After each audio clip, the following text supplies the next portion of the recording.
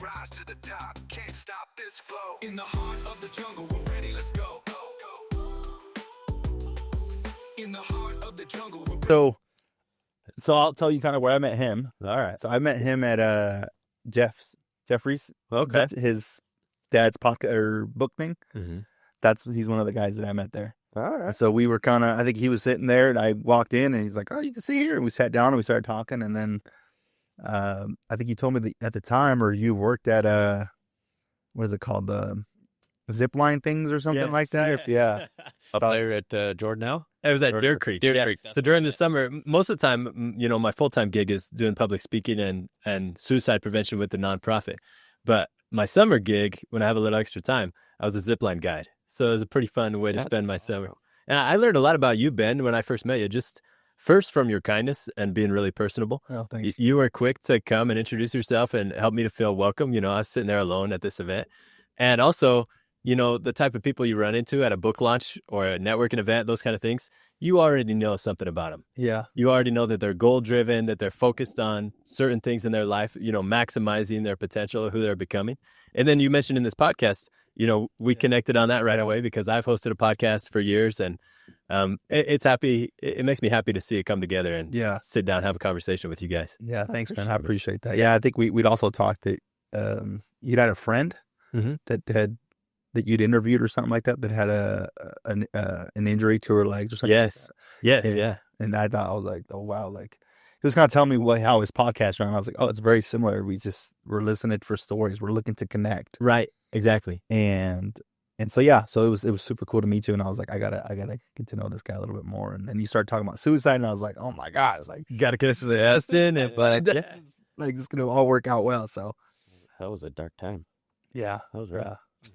yeah. So before we get into anything deep, so how are you today, man? Like, how are you doing? I'm doing really well. You good? Like I said, I am pleased to be here. Okay. I'm at a interesting time period in my life because I'm speaking quite a bit. The nonprofit that I'm associated with, Hope for Utah, gives me the opportunity to just get the reps. I'm 21 years old. I'm young, and I've already spoken at more than 100 schools in Utah about suicide prevention, mental health. And so by that respect, I'm living the dream of my 16-year-old self. Early on, I was really fell in love with self-development and helping people living a life of service. And I feel privileged that I get to do that. But at the same time, I'm the bottom of the totem pole as far as making a living with it. So I'm working hard to try and learn how to, make it something that's profitable. And the only reason why I care about that is because I want to keep doing it forever. Yeah. I don't want to have a day job. I want to have my purpose and my passion also be my profession.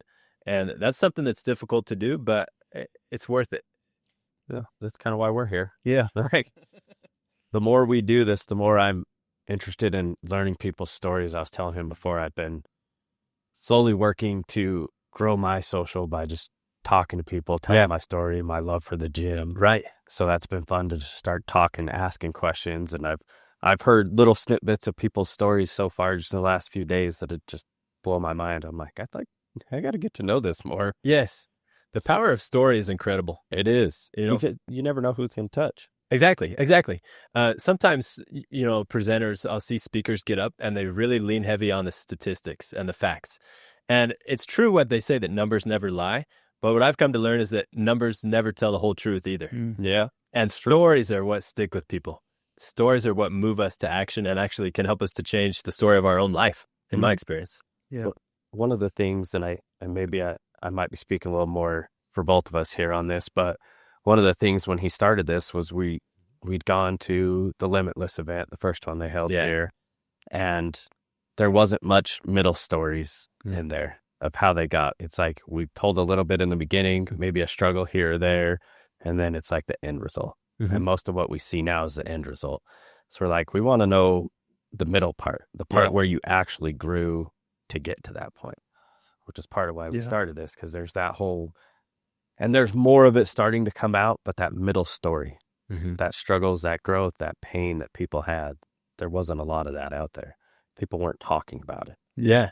I think sometimes that one thing that I came across you, and it's interesting that we connected, at that book signing, but to know that you're so into connection with people. Yeah. Like, it's like you want to connect with people, you want to connect. And I feel like that end story, the end result sometimes creates disconnection from people because we see that person so far ahead or so far at a place where maybe you can't see yourself in that moment. And so I feel like that middle part, all the stuff that we go through. Now, some of us have harder journeys than others, but I think we can all relate that we all go through hard things and we all have this path of resistance or learning experiences. And that's what connects all of us. Yeah. You know, your guys' story is very similar. Mine and art, I mean, mine compared to you two aren't similar, but there are similarities in the way that we saw life in those moments and how we chose to show up in those moments. And I think that's the beautiful thing. That's what connects us all. Like, that's what makes us who we are, and create a community, create friends that, you know, you can walk side by side with and talk to and call when you need them. And just, you know, have this posted online and somebody can hear your perspective. I mean, he's had people reach out to him like, man, wow, like what you said, you know, maybe just gave him that extra day, that one more day to move forward. There's a book, Power One More. Yeah. Ed Milet. Yeah. I was like, I don't know where it's at. And that is, he showed it to me and we've tried to adopt that in everything. Absolutely. And that power of one more, we're like, you probably gave that person one more day. Yeah. So they can move on and wake up tomorrow and say, okay, one more day. Oh. Because I heard this. And I know he's had stories, people reach out to him. I'm like, if you impacted one person in this lifetime, like the ripple effect that you can have on that is astronomical. Absolutely. It really is. Oddly enough, I get the most comments on that hoodie. Do you? I do. Do you have a hoodie that I do. I won it. I did something somehow and I won it, which I didn't expect to. All of a sudden I just got a message and I was like, oh yeah, I'll take a large hoodie. Yeah. So I have a hoodie from Ed Milet, the Power of One More, and I get quite a few compliments on it. Yeah. Oh, I love that. I like that. I really like that. Yeah. That's moving what you just shared, Ben. That really, I think that's the way that I define success. You know, I had an experience a while back where last year I wrote down as my New Year's resolution that I wanted to be paid. I wanted to give a speech worth $1,000. And for me, it was scary to write that down. It was scary to send the email requesting that as my speaker's fee. And I eventually, I did a speech last summer that I was able to thankfully be paid even more than that. Yeah. And I was at the top of my mountain and it felt incredible. Don't get me wrong. It was very fulfilling. But the moment that I remember from that experience, I spoke at a summer camp. The moment this stands out as a highlight for me actually wasn't my, 4-figure keynote on stage. It was a moment later on where we were having a fireside. You could almost call it a round table discussion like we're having right here. And I was asked to share something else off the cuff. And, maybe we'll get into it as we go here, but I kind of had a troubled youth. Middle school for me was a difficult time. I felt very isolated, a lot of loneliness and depression. Yeah. I think everybody goes through it at some point. For me, it was middle school. And part of that struggle was I had a serious, challenge of acne.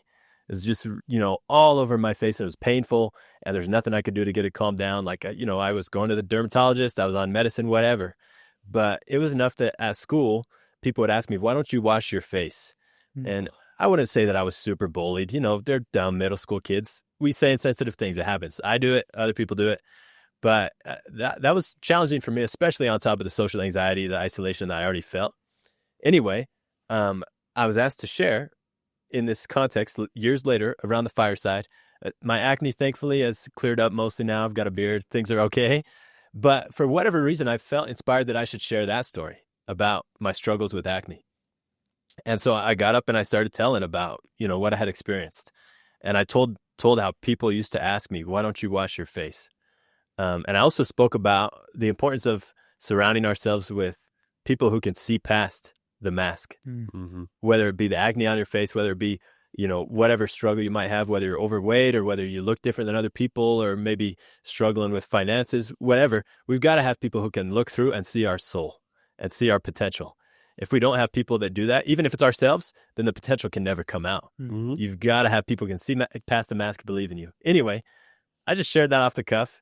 I finished, and I still was not sure why I felt like talking about acne. I was like, that is kind of gross. Nobody wants to hear about zits, whatever. But after the fireside was over and everybody was going back to their cabins at the summer camp, this little 12, 13-year-old girl comes up to me. She's sobbing. She can't speak at first. She just gives me a hug. And then she tells me that she had the exact same experience. She said that people ask her the same question, why don't you wash your face?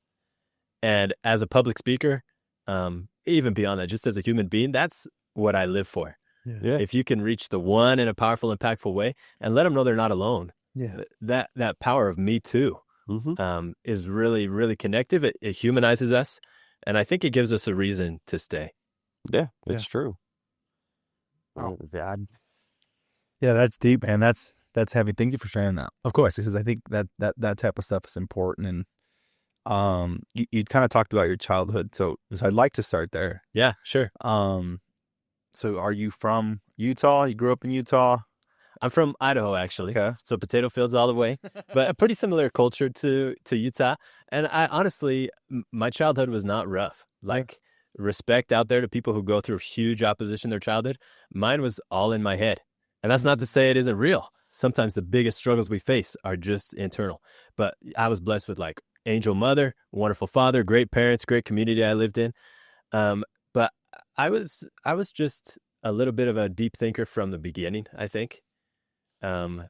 Maybe you relate to that too. But I'm just sitting there like, I feel like you're talking about me here. So Yeah, dude. And so one of the struggles that I had is I look at my friends who are interested in things that to me just seem totally trivial. You know, I'd look at the world and I'd see all the terrible things that happen to women and to children, innocent people. And I thought, how can you be happy in a world with so much injustice, so much darkness, so much hate? And I'd see my buddies just, laughing and without a care in the world. And I thought my paradigm at the time was that anybody who is happy is dumb. They must just be blind to what's going on because I see all these things that are unfair that I feel like are not right. And it weighs on me. It made me feel very alone and separate from my peers because I couldn't get them to understand where I was coming from and I couldn't understand where they were coming from. But eventually there was just a shift in my mind where I realized, how dumb am I that I can't even be happy? The truth is there is a lot of injustice in the world. There is a lot of tragedy, suicide being one of them that touches my heart, really particularly. But what I've come to learn is we're not much help if we just get overwhelmed by it. Me being happy, me trying to share my light, me being optimistic, even though we're against terrible odds, that actually is what empowers me to make a difference. And there was an experience for me, or a couple, I'm sure you relate to this, Dustin, and you as well, Ben. We have these moments in life that change our perspective, and we're never the same after them. One of those moments for me, I was walking around the block in my neighborhood, and this was kind of my nightly routine. I wouldn't say that I decompressed from the day, but I'd kind of just sulk and kind of dwell in my own, feelings of feeling sorry for myself. And I'd go for a walk around the block every single night, and I'd usually just be wearing all black, my typical kind of goth kid outfit, and I have my earbuds in listening to sad music. And on this particular night, it was in the fall, so the sun's starting to set earlier. It's just getting dark a little sooner, and I'm rounding the final corner back to my house, a corner I've walked around 100 times. Like I said, nightly routine, right? But this particular night, I had a feeling in my gut that things weren't quite right, that I shouldn't be there. I needed to get out of there. And I halfway obeyed. I took one earbud out to pay attention to what was going on, and I just crossed to the other side of the street, just walking on the other side of the street. This is like 13 years old, me, stubborn kid. Right at that moment, a car comes whizzing around the corner, and it doesn't have its lights on. I mentioned to you, it's getting dark earlier. You could probably tell from what I've already shared, I was a pretty dramatic kid. And so I don't know, looking back on that experience, whether or not the car would have hit me. I don't know, even if it would have hit me, if it would have killed me. But what I do know is that next 100 yards back to my house, the thoughts that I was having in my mind changed my whole life. The meaning that I chose to assign to that moment was, number one, my life has just been saved. For whatever reason, I got a feeling in my gut letting me know that I should cross the other side, and I avoided what could have been, terrible accident. Number two was that if my life has been saved, it must have value. If I'm still here, there's got to be a reason. And ever since that moment, I've tried to spend my life figuring out why. I see my life now instead of as a burden where I'm just a victim. Everything's happening to me. Why me? I see my life as a gift. My life was given as a gift to me by being spared that day. And now I'm trying to figure out how I can give my life as a gift to other people. I love that. So during that time, is that where your depression, like how early on did you like start really noticing about depression, and did you ever end up finding out, like obviously you were talking about the acne and that's kind of where that came, was that around that time? Yeah, I would say at 12 years old, right as soon as I started middle school, is when things kind of came to a peak. Yeah. Feeling separate from my peers, feeling like I was different from everybody else. And then, the acne made it harder for me to connect with other people. And what I've come to learn, doing more research and just talking with more people since that time is that connection is medicine. Mm-hmm. One of the largest struggles that we experience in America is loneliness. In fact, our U.S. Surgeon General, his name's Vivek Murthy, and he was the Surgeon General of the United States, chief doctor over everybody. Don't ask me how he's a surgeon and a general. Maybe he went into battle with like a scalpel. I don't know. Whatever. But he recently published a paper, and it was called The Loneliness Epidemic. Now, all of us know, you just mentioned experience with the pandemic, how it shifted your life. That turned the world on its side, And now he's saying that loneliness in the United States is reaching that same epidemic proportions. In fact, what he said is that the negative health effects of loneliness that some of us are experiencing are the same as if we were to smoke 15 cigarettes a day. Wow. Now, all of us know that that's not good for you. No. Not good for you at all. And anyway, I just think that connection is the solution to so many of the things that we struggle with. Does that mean depression's going to automatically go away? No. Does that mean anxiety is we're just never going to feel it again? No. But what it does mean is that there's hope. Yeah. We're strong enough. We can overcome those things together. Yeah. Do you feel like in those times, if you take yourself back, were you craving connection? Were you, and did you have anybody to connect that you can call back and say like, hey, I remember that made me feel connected to that person or part of a community? Can you recall any of that? That's a good question. Yes, I do think I was craving connection really, really deeply. Yeah. But the funny thing is I rejected it when it came to me. Looking back, there were plenty of people who would have heard me out and listened to me and been my friend if I would have allowed them to. But funny thing about human nature, sometimes the thing that we need is what we're pushing against the most. Yeah. And one particular night, I mentioned my angel mother. She recognized this loneliness, this stress, depression that I was feeling. And she pulled me aside. Again, I'm 12, 13 years old. She's in a recliner, not too different from this chair. And I'm a little kid. She puts me across her lap. I'm sitting across her lap. And she tells me, Noah, I've noticed you've been feeling more depressed lately. And I know that if you were to exercise, you'd get feeling better. And now me as a 13-year-old egotistical kid, I thought, Mom, check this out. I don't need to exercise. Like, I'm good, But there was a night, probably about a week after that, where it was dark. And I'm talking not just dark outside, but dark inside. I was feeling desperate. I was willing to do anything to change the way that I felt. And so I remembered what my mom had told me. I snuck upstairs next to our TV. My mom used to do those Jillian Michaels, the exercise videos on the TV. And so she had these 5-pound red dumbbells sitting right next to the TV. I stole them, went downstairs. I went on YouTube, how to work out. I had no idea where to start. From the first rep, dude, I was hooked. Yeah. I was hooked. It changed the way that I felt immediately. And it's just science, it's physiology, it's biology. The endorphins start running. It changes the way that you feel right away. And I was so skinny and little that after about a week of doing that, I was just looking forward to my workout every day. It's like my one relief from the stress I was feeling. It was getting in the gym, which at the time was just my basement. But after just about a couple weeks of doing that, I could see a change in my body. And so that little piece of advice from my mom has totally changed my life. It's taught me my thesis, my mantra, the words I want written on my tombstone. These 3 words I believe more than anything else in the world is progress is possible. I learned that right in the moment as I started moving my body, that my choices can change the way that I feel. And after a couple of weeks of consistently stacking good choices, good habits, I could even change the shape of myself, my body. So if I can change the way that I feel, if I can change the body that I'm in, what else can I change? Yeah. And it quickly, started a ripple effect across my whole life that it just empowered me to have somebody, like I mentioned earlier, who saw my potential and was willing to bring it out. It's so interesting to me because you said you're 21. Yeah.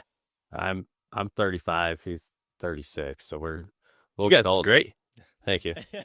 It's taken a lot. It's a lot harder the older we get. But I keep thinking, because you had access to more than I did when I was your age going through all this. Like, the internet was barely available. Like, we had it, but there wasn't much on it. It was the AOL dial-up. You probably don't even know what it is. I do not. But, and because I mean, I really didn't get into it until like 14, 15. Yeah. You know, so that was, I don't even know what, 2005? 2005, 2006 there. Yeah. I was born in 2004. Yeah. So we, Okay. you know, there's some differences. And Yeah. in my mind, I'm like, man, if my parents would have said this, it could have, but I'm also like, I grew up a little bit differently. Mm-hmm. So like, I didn't realize I was so alone until my mid 30s. Wow. 30s. Like, I say that because I didn't realize how alone I was back then. Yeah. Which, looking back, I mean, I had a great mom, I had a great dad. They were doing everything they thought was correct at the time. I mean, I just spent a weekend with them, you know, where we talked about the past. And I'm old enough now to recognize, especially with my own two kids, like where I was at and how my attitude affected how they parented me and everything. I can understand all that now. And I'm perfectly, like, I understand where I was. Yeah. But I also have looked back and I'm like, I was so freaking lonely because I was the kid that was always calling my friends, hey, do you want to have a sleepover tonight? Oh yeah, if you want to come over, you can have a sleepover. Like, that was always where I was at. Yeah. Always calling people. Most of my friends were playing football and doing this. And my mom, I mean, I was a tiny kid. Like, it sounds like you were. I mean, Yeah. my ankles haven't grown much in 36 years, Sure. 35 years, right? But my mom was always like, well, you're too small to play football. I don't want you getting hurt. And in my mind, obviously at that point as a kid, I'm like, I'm just a tiny kid. That's what I'll ever be. I mean, I didn't start working out till 6 years ago, I think, what we decided. 6 years ago? 6 years ago. Yeah, about 6 years ago. So I didn't really start working out until then. So I didn't learn all these lessons. So I'm just, as me, it's awesome to see younger individuals getting into this so much quicker. Yeah. Like, so much quicker, and there's more resources available. I mean, if my mom and dad would have said it back then, honestly, as the teen I was, I would have laughed at them. Yeah. Yeah. Been like, no, you're freaking crazy. But also my parents were going through their own stuff and they were doing what they thought was best. And I can look back and recognize that. But now, I mean, years later, I'm like, damn, I got to deal with all this now. But I'm more equipped. Yeah. Dude. Understand it way more. I mean, my journey through fitness was something I didn't realize. And that's honestly what brought a lot of it out. Mm-hmm. Was I started doing it, you know, my wife was going through her journey and now I'm learning. I mean, I'd been married for 8 years at that time. About 8 years at that point already. And so my wife's all of a sudden changed into a whole new person. Right. So now it's like I'm dating a whole new person. I mean, I've been almost married for 14 years now. Congratulations. Do the math. That's crazy. Yeah. Been with her for 20. Yeah. If you want to do that math, that's a lot. But I mean, it's a lot all at once. And then the depression came in. So now we're fighting like 3 battles here. Yeah. My growth, her growth, our growth. Yeah. So it got really dark for a long time. So, and there's some of the things, like I didn't have to deal with the acne. Yeah. And I started growing this at like 13, 14. Okay. All right. Lucky you. Some acne, but not crazy. I was able to do this. I mean, like I said, I've been with my wife for 20 years and she's maybe seen my chin once or twice. Like, I've had it about as low as you. That was about the lowest I ever went. Sure. Like, so it's been a wild journey, but looking back, I'm like, everything you're saying, I'm like, man, I felt all that. Yeah. I was very alone. I mean, I started rebelling a lot in middle school, like sleeping through classes, skipping classes. Well, no, I didn't skip until high school, but started sleeping through classes, getting kicked out. Apparently, they called my parents every time I got kicked out, but my parents never said anything. Wow. To me. I just found that out through talking to my parents over. My grandma was in the hospital and we went down because she's almost 90 years old. So wow. We're like, well, we got to go, which was amazing. All on its own. I learned so much stuff that I didn't know, and I wouldn't have known if it weren't for doing this. Yes. Learning to talk to people and hearing their stories. So Dustin, I love hearing your story. It was amazing. Yeah. So, but yeah, I mean, we let's get back to you. No, into me later. But I appreciate your vulnerability and sharing. It's just, it's awesome to see that. And I'm feeling everything you're saying. Like, you're saying you're lonely, you're this, and the working out. Like I said, that's been the last 2-3 years since then, it's just been more and progressively getting better and better. And this last year's just been phenomenal training wise. Yes. Everything. So When I hear you tell about your experience, I don't hear resentment. I don't hear entitlement. I don't hear victim mentality. What I hear is actually gratitude. I mean, I would be who I am if it Yeah. weren't for it. So the resentment, I can't hold resentment on it. There's nothing to hold resentment on it. It's life. It sucks. It's shit. It's what it is. Mm-hmm. That's just period. I can't go back and change the past. All I can do is change the future. Exactly. Period. Exactly. I'm grateful that I'm still here. And kind of the same thing, like that moment. I mean, when I almost put my truck into the barrier, obviously that was a pretty flip moment. Like ever since then, I've been, okay, I'm here for a reason. Mm-hmm. I don't know what that is, but I'll work to find it. And this has slowly been coming into that and the fitness and talking to more people. Yes. It's just like I've always wanted to help people. Right. I mean, as a young kid, I wanted to be a pediatrician. I was like, nah, I don't even like school, so I'm not going to do that. And everything's kind of been geared towards that. I mean, even through jobs, I'm like, I can see how I'm helping somebody through whatever it might be. So yeah, you're living it right now. And to go back to what you said, I mean, people trash on the internet all the time, especially in the mental health world. People will blame it on the phones, that's why the young people are struggling so much. And there's some truth to that because it can drive disconnection, like some ways we've mentioned. But I love what you said about the access to resources. yeah, And case in point, like this conversation, this podcast and platform that you have built is such a rich resource for stories and truths and principles, mindsets that totally can change your life. And for me, you know, if it weren't for YouTube workout videos and then getting into motivational stuff as well, yeah, I would have, you know, who knows where I would be. I can tell you I wouldn't be here doing this, trying to share the same thing. And I wanted to ask too, what's the inspiration behind the name of the podcast, the Roundtable Podcast? I think that's an interesting name. And what is like your mission statement? What's this all about for you guys? You want me to hit on it? Or you want to? I'll let you take this one Because because the name came from you. So it might change just to be. yeah, Sure. We talked about that a little while ago, but Okay. And originally it was three of us.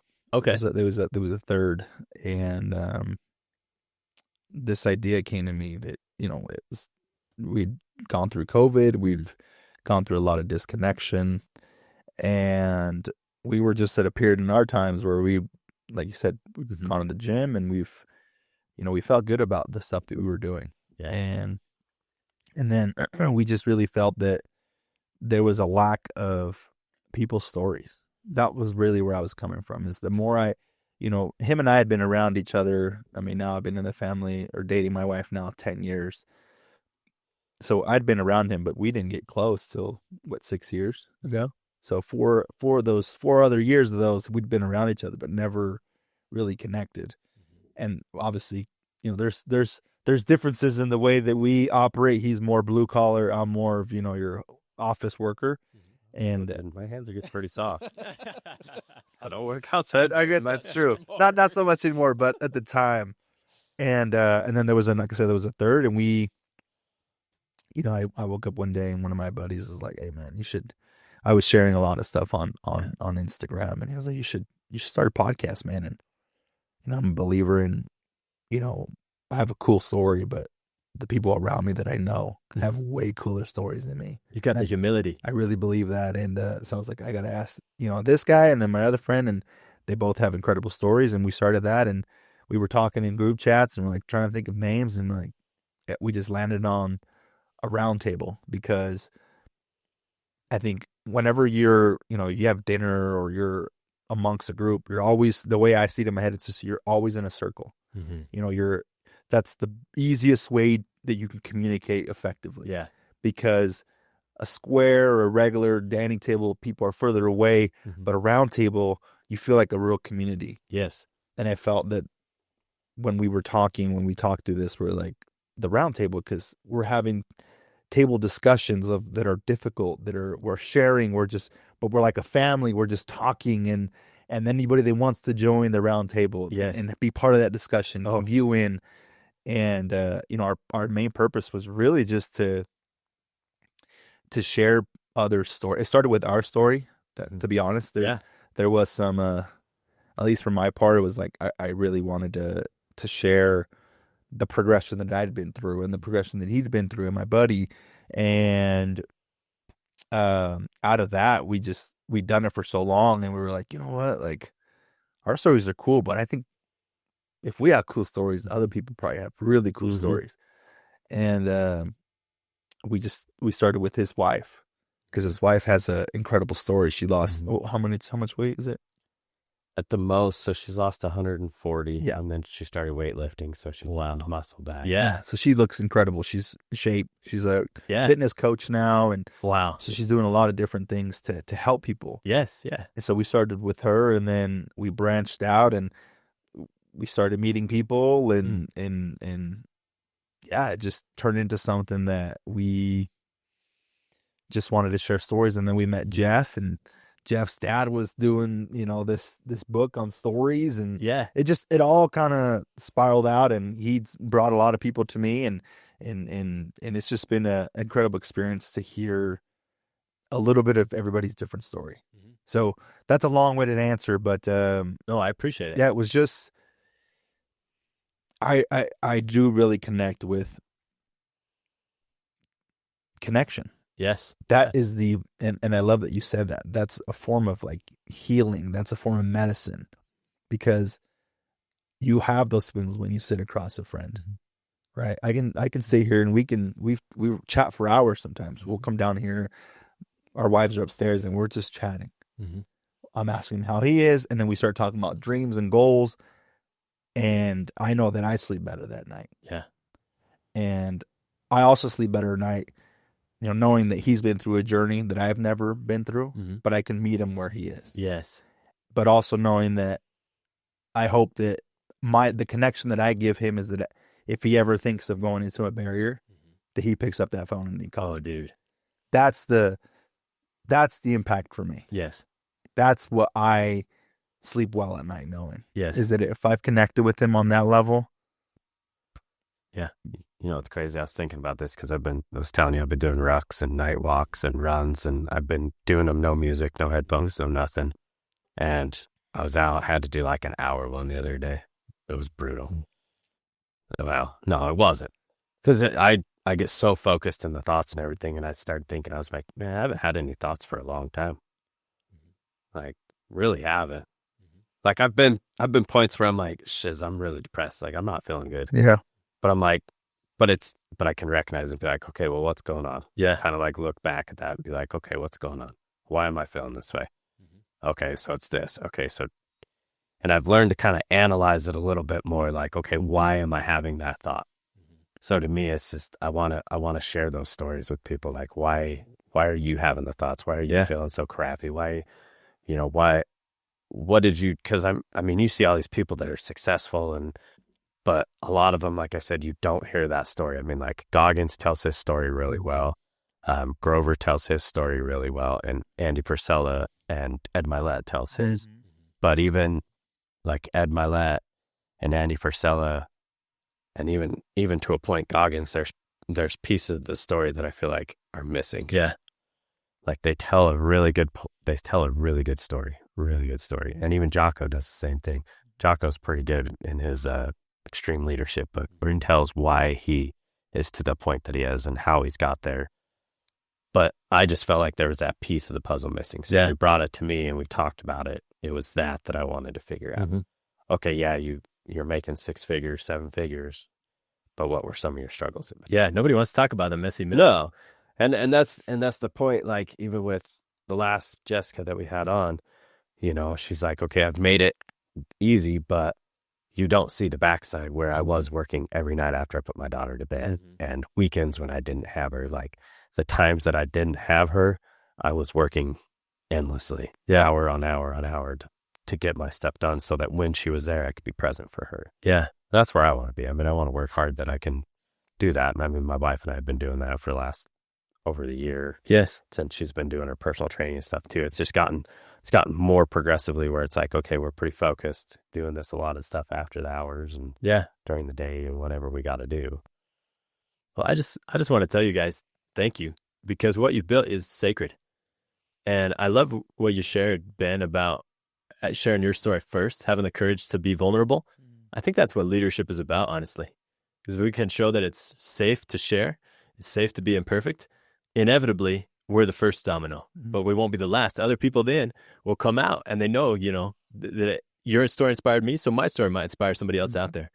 And so I'm grateful for it. Yeah. And it's impacting the one, which, like we mentioned, that's the most important thing. It's all about the one. And I just want to let you know, if you're only touching one, I know there's many more listening, watching out there, but you've touched me with what you built here. Thank you. Well, I appreciate Thank you. that. Yeah, I appreciate that.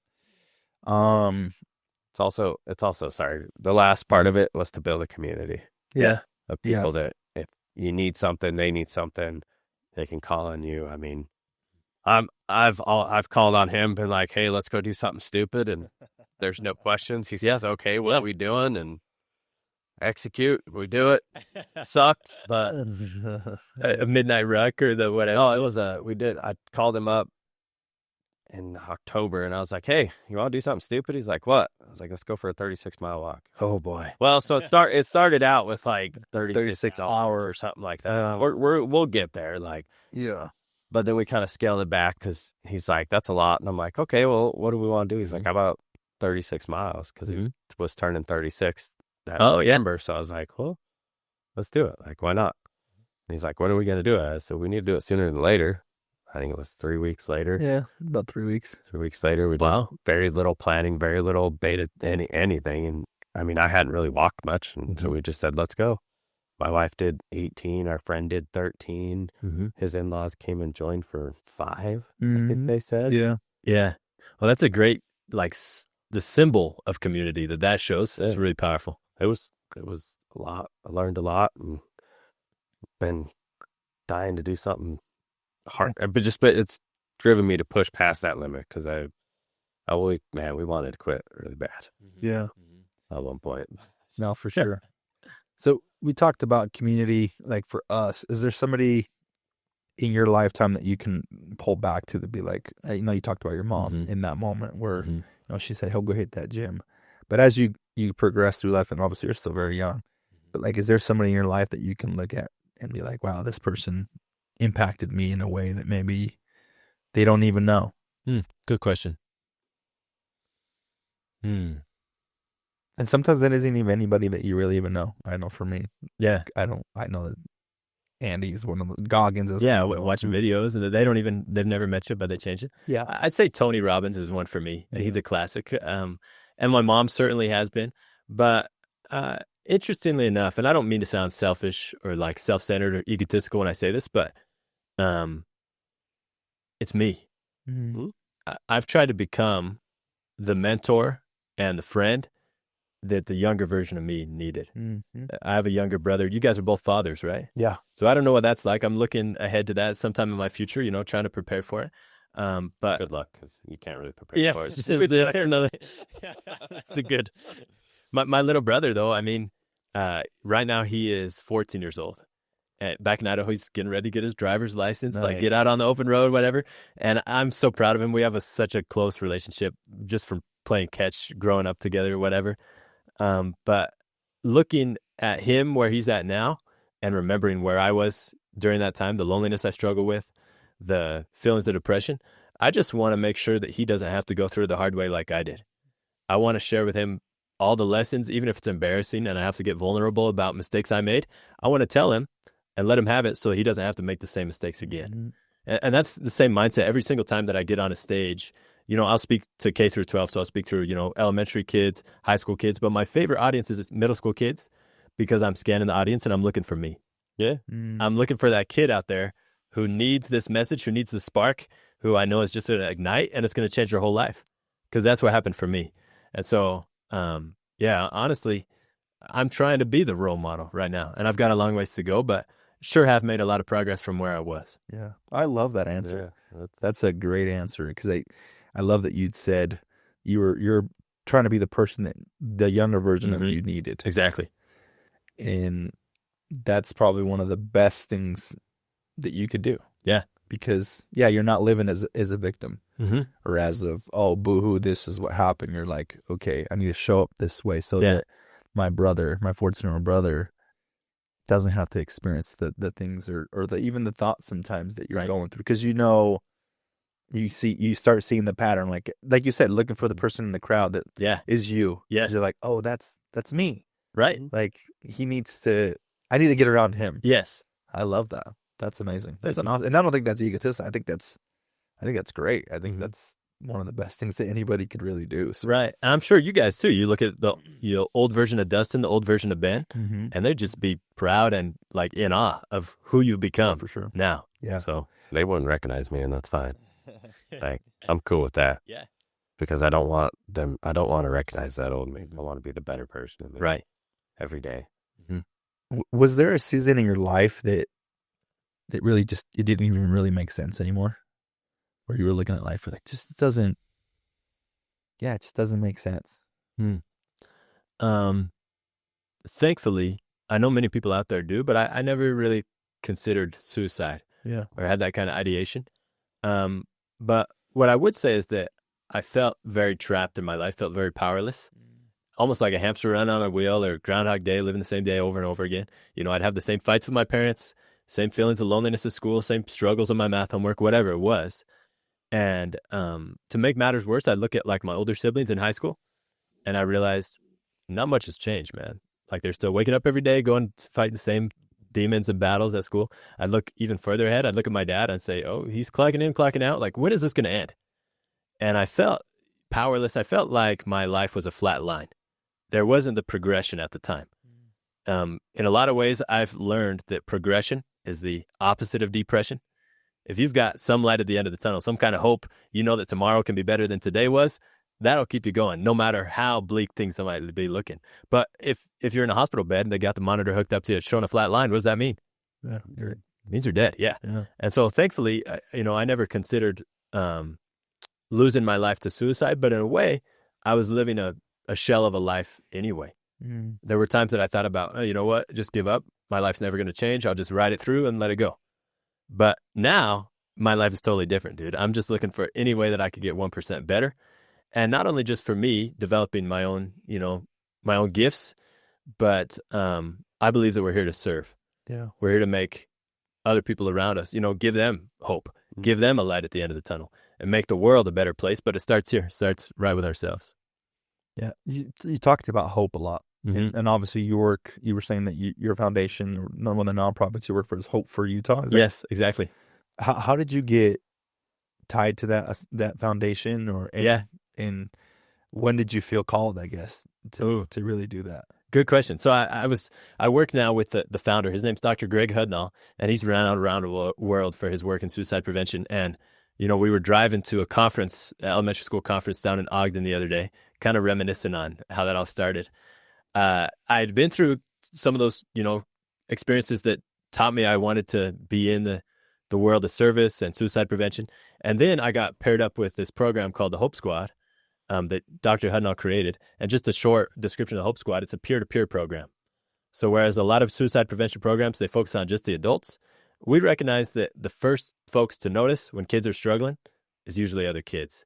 They see things online, on social media, they hear things in the hallway that adults, no matter how much we care, no matter how involved we are, we just don't know about it. And so we equip those young people with the tools to recognize when their friends are struggling.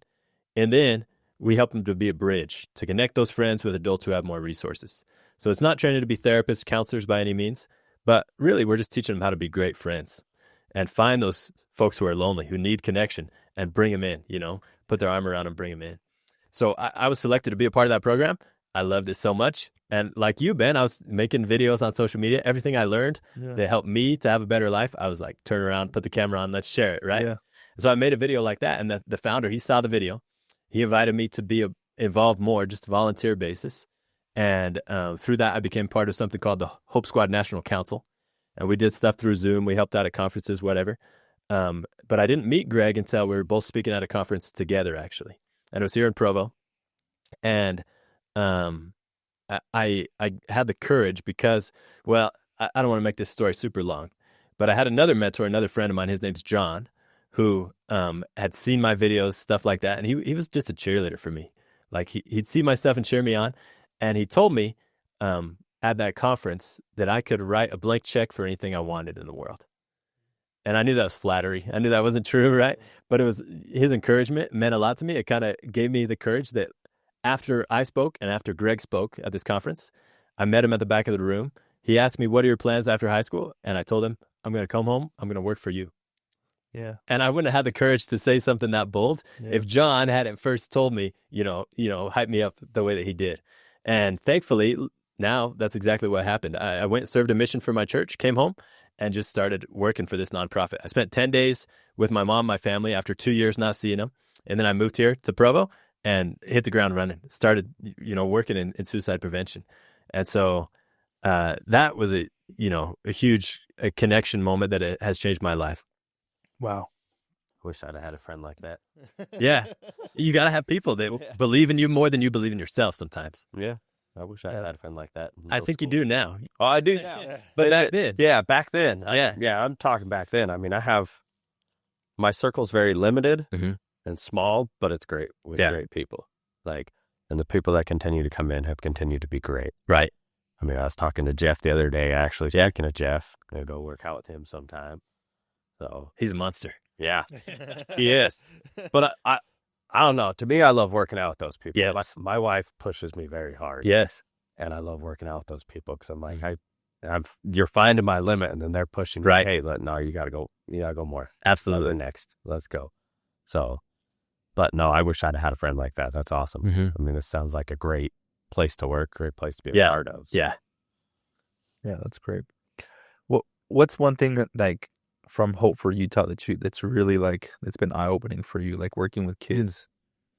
Because they are kids. So Pleasant Grove High School. Mainly what I do in my job is I'm doing outreach, and I'm privileged to be in the schools with the kids who are making a difference all the time. And I was giving a presentation at one of these schools, and this dude raises his hand and asked if he can share an experience. And I'm like all over that. I'm like, dude, yeah, what do you got? And he told a story that, oh, dude, it moves me so much every time. He had sat through a presentation the year before where a speaker came in. They were talking about suicide prevention. They passed out these bracelets to every student in the class. He put the bracelet on, kind of forgot about the whole experience. He was wearing a ton of bracelets, whatever. Later on that weekend, he and his buddies were getting ready to go on a camping trip, Blake and his friends. And Blake, he was a member of this Hope Squad program that we talked about. So he received some training in suicide prevention. He knew how to be a friend to those kids who were struggling. And him and his buddies, they were just out, loading up the trailer for this camping trip. Get the hot dogs in there, get the stuff for s'mores, whatever. One of Blake's friends notices a girl across the parking lot who is all alone, and he can see the rain clouds above her head. He just had that gut feeling. You know the feeling when you could tell somebody's struggling, even if you don't know anything about them. He didn't know how to approach her, though. He felt like she was struggling, something needed to be done, but he was, she was just a stranger to him. Didn't know how to start that conversation. But he knew that Blake, his friend, was a member of the Hope Squad, had received some training in how to do this. So he grabbed Blake. He said, will you come chat with this girl with me? We need to do something. And Blake jumped right in. They started chatting with her. They found out it really was a difficult time in her life. She happened to be in foster care. Things were tough at home. Things were tough at school, too. She felt like she had nowhere to turn, just overwhelmed, right? But Blake and his buddy, they chatted for maybe 5 minutes, even got her to laugh, got her to smile, just bring a little brightness and hope into her day. But as they're turning to leave, go on their camping trip, Blake remembers a bracelet around his wrist. And he takes it off and he gives it to the girl. And this bracelet, it's got a simple one-word motto on it, and the word is stay. He tells her, I want to remind you to stay. Stay today, stay tomorrow, stay forever, and you don't have to stay alone. We're here for you. We support you. We care about you. And with that, Blake and his buddy left. They went on the camping trip. And I'm going to pause the story right here and just ask you listening, and you, Ben, you, Destin, to think about a time in your life where you've done something like that. It could be for a stranger, could be for a friend, family member, whatever, where you've noticed they were down and you've done something to brighten their day or bring them hope. For these Hope Squad kids that I have the privilege of working with all the time, it is second nature. Yeah. They do it every single day. They probably don't even notice that they're doing it. But the impact is incredible, because the part of the story that Blake almost didn't know is when him and his friend got home from their camping trip, this girl's foster parents found them. And they asked him about this conversation they had with her daughter. Blake and his buddy, they were like, yeah, we just chatted for 5 minutes. It was no big deal. We just said what's up, and could tell she was struggling. And then this girl's parents told Blake and his friend something they didn't know before. This girl had actually left her home that night with plans not to come back. Wow. In fact, she had with her enough pills to kill a rhinoceros. And she was on the edge. She was on the verge of losing her life to suicide, this terrible darkness that takes way too many of us. But because of Blake and his friend and their small action, just to show kindness and build that connection we've been talking about this whole time, just care about each other, it saved her life and it changed her life. And I love that story because it shows the impact. So many times we do something to be kind to somebody else and we have no idea the ripple effect it creates. And I promise you, people who are kind make a difference. I promise you that you've saved and changed lives, even if you don't know it. Blake, he was lucky he got to see the other side of the story. Yeah. But so many of us don't. And that doesn't mean we should stop trying. And so that story is really an inspiring one for me every day to try and make a difference for the folks around me. Everybody needs it. Everybody needs that connection and that support sometimes. They really do, though. So many of us feel alone, and social media has, to a degree, made that worse. Yeah. But we've also listened. I mean, COVID completely amplified that. Yeah. And it's isolated so many people. And I mean, so when you were talking about that loneliness story way back, right, it makes sense to a degree. I think, I mean, it's deeper than it's even worth getting into right now. But finding that connection again with people, most people are so genuine to it. They just want a connection. They want to feel good. I mean, I saw this guy helping his wife work out, and his wife wanted a smaller weight and he put it on, and just the whole interaction was awesome. And I had to go up and talk to him. Yeah.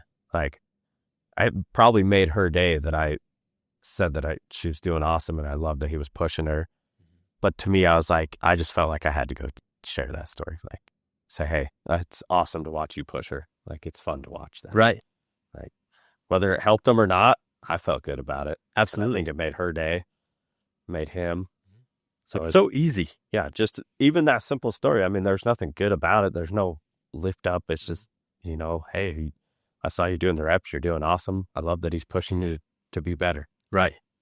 And then the next time they had even more weight on. It was awesome to watch. Like, just sharing that moment with them to say, hey, you're doing awesome. I mean, I've met quite a few guys in the gym now that, and people I've gone up, like, there's this one girl that's always going like hard. Yeah. I went up to her and I said, you make me feel lazy. Yeah, dude. Like, and I know I'm working hard when I'm at the gym. And she instantly, her first response was, no, I've seen you. You're doing good. Wow. And I'm like, no, I appreciate that. Yeah. But I just want to give you, props that I see you in here and I see you working hard. We need that every once in a while. The other day I was doing weighted pull-ups, feeling good about myself. I look over the other pull-up bar, see a pregnant lady doing pull-ups. I thought, okay, well, all right. That's weighted in a whole other way. So. It's true, though. Like, I mean, I do that all the time. I mean, I just dropped my kids off. He watched them for the night. My wife happened to be in Texas, so I was all alone. And I mean, again, I've been with my wife for a long time. Yeah. And we've had kids I have a 10-year-old. So I've never been fully isolated and alone like that. And I couldn't even tell you how many years. Like, that alone. And it was an empowering experience. Because I'm like, I can do this on my own. Yeah. And I forced myself to go to the gym. I mean, I'm leaving his house drinking pre-workout because I'm like, I'm going to the gym. And I mean, I have like 345 or 55 pounds on the bar. Nice. And a guy comes up and he goes, dude, that's some good weight, man. I'm like, yeah, I'll see if I can get. He's like, no, you got it. It's like, you're not wrong. Like, I was able to pull it, and do it. And in my head, I'm sitting there thinking, I'm like, this guy's jacked. Like, I've seen him working out. Like, that was a great compliment. Yeah. I was able to do it and did it well. It felt good. So once again, just somebody reaching out saying, hey, I see you. You're doing good. You got Revolutionary. it. Yeah. Feels awesome. Yeah. And just, it's that community. Right. It's that talking, that just like Blake did, just went up and talked to him for a Yes. minute, said hi, let him feel seen. Exactly. Yes, that's the ultimate story here is feel seen. Yeah. Somebody sees you and sees that you're working hard. Absolutely. You talked about they do it so subconscious, like they're just doing it. They're just making somebody's day. They're just having a conversation. How important is it for for people to make that shift, it's like sometimes we think of things like you got to be this big thing you have to do. Mm-hmm. And obviously you're a motivational speaker. You impact on another level. And it's very intentional. Mm-hmm. So living with intention. Yeah. But I'm sure every single day, probably you go out to the store or whatever, you're also living with intention. What are, and I'd say this because I think I want you to maybe just give some examples because people think overcomplicate things in the nicest way I could say. Yeah. How do you show up every single day? Because I know you have bad days, just like everybody else. Yeah. How do you show up every single day and live with intentionality to just be there for somebody? What's a good practice that you would say if you were, talking to us? Like if I was struggling with intentionality in my life, with just trying to be there for somebody. I love this question. This is an intentional question. Yeah. And I want to preface by saying you flatter me because there's times when I'm not intentional like I should be, dude. There's times when I've got my earbuds in, I'm focused on me, duck my head down and miss people who probably need me. Yeah. Just like everybody else. Sometimes I get distracted like that. But I would say that one of the number one things that matters is learning folks' names. And that connects to what you were mentioning about helping folks feel seen, Dustin. The connection, community, it doesn't happen without you knowing people. Yeah. And it's hard. A lot of people make the excuse, they say, oh, I'm just bad with names. Well, I would challenge that and say, you know what? Progress is possible. And this is something that's worth it. Get better at this, learn how to do this because it makes a huge difference when you can learn somebody's name and remember it and use it. And so I visit these schools. I visited over 100 schools in Utah now to speak. And when I visit a classroom, I try to learn every single student's name. And I think that's impactful because there's students, believe it or not, who go to school and the only time they hear their name the whole day is when it's called on the roll. That's not really seeing them. That's not really helping them feel included and part of a community. I'm sure there's folks who clock in, clock out at work, and they might only hear their name when their boss is chewing them out, We've got to have people who know us and care about us, help us feel seen in that way. And so learning names is a big one for me. Another practice for me that is just personal, might not work for everybody, but it worked for me, is I pray every day. And I ask God who is hurting and who could use my help. And I'll try to think about it, and oftentimes names or faces will come to my mind. And then I also promise in my prayer, I promise I'll do what I can to serve them. And I try to do it immediately. So if a name comes to my mind, dude, I'm texting them. Dude, I'm calling them. Dude, I might even go knock on their door. Usually it's simple things. Text is probably most common. Yeah. I just think of somebody who might need a text and I just shoot it out there. A phrase or a quote that encourages me, it says, a word of encouragement can never be misplaced. So if you have a positive thought, I should reach out to Dustin. I should tell Ben he's doing great, proud of him. Just do it. Like it doesn't matter if they were having a hard day and needed to hear that or not, because it's never going to hurt. And so I would say those two things is knowing names and every day just having a practice of searching for the one. And I don't know how we're doing on time. Can I tag a story onto the end of that? We got plenty of time. Hey, yeah. We have as much time as you. Yeah. Okay. I'm good. I mean, I have some things I got to do today, but if you got stories to tell, dude, I could do this forever because this is a good conversation. We got good connection. So, you can always come back. We can do it again. Okay. Yeah. Okay. Dude, I'd love to host you guys on my show as well. I'm down. That'd be cool. But anyway, part of my struggle in middle school, the loneliness I experienced, I was a weird kid because my least favorite part of every day is opposite as most. The part I dreaded was lunchtime. And I tell people that and they're like, you are crazy. What do you mean lunch? There's no homework at lunchtime. You got to hang with your friends, whatever. But I'll tell you the reason why I dreaded lunchtime is because I had the same routine every single day at lunch. I'd go in the cafeteria. I'd put my earbuds in, listen to sad music, wait in line, get my tray. Once I got my tray, I'd go and sit down and eat alone. And then I would make a beeline straight for the bathroom. I know what you're thinking, Dustin. It wasn't a Taco Bell situation. Don't worry. No, I'm thinking about my middle school life. Okay. So. Yeah. No, and maybe you have elementary school even. Really? So, yeah. Yeah. Maybe you have a similar experience. I share this story. I'm surprised by how many people do. But the reason I'd go to the bathroom is because I didn't have anybody sit by. I felt different from all the other students at my school. And instead of staying out there having them feel sorry for me sitting alone, I thought it was better if I just hide. So I'd go in there, I'd wait for the bell to ring, I'd duck out in the hallway, go to class, and nobody had ever noticed that I was gone. And that was my routine day after day. That was my habit, and it just built this feeling of isolation and feeling of being different, reinforced me in that and made it harder to crawl out of it. But one day I walked into the cafeteria, similar time period to as I started working out My mom had that conversation, the experience where I almost got hit by the car. It all kind of fell into a time frame that I feel like is divinely orchestrated, right? I don't believe in coincidences. Things happen in our life for a reason. Anyway, I walk into the lunchroom and I realize I'm tired of this. Like, I don't want to do this anymore. And so I don't put my headphones in that day when I walk in the cafeteria. And I wait and I get my tray. And then I start scanning the lunchroom and asking myself, is there anybody else in here who could use a friend to sit by? And the first person I saw who was sitting alone, I clenched my lunch tray tight. I summoned all the courage I could find in my little 6th grade self, and I went and sat down right next to him. And that day changed my life because I learned a powerful lesson. I learned that any of the loneliness or depression or anxiety that we feel, as soon as we share it with a friend, is cut in half. Mm-hmm. Immediately that day I had somebody to sit by. I wasn't alone anymore. And not only that, so did they. No. They had a friend. They had a connection. They didn't have to be alone or feel different or awkward. And it could be hard starting conversations with people we don't know. But that habit has changed my life. And Ben, I know you're somebody who participates in that habit because you came and chatted with me when we first met, right?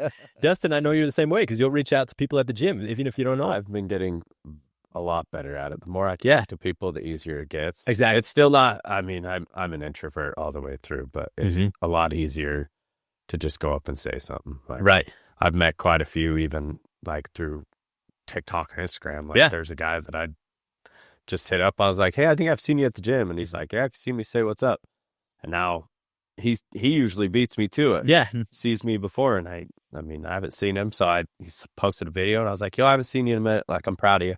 Yeah. And he replied like, oh, I'm going to take a little bit off. I just had a kid.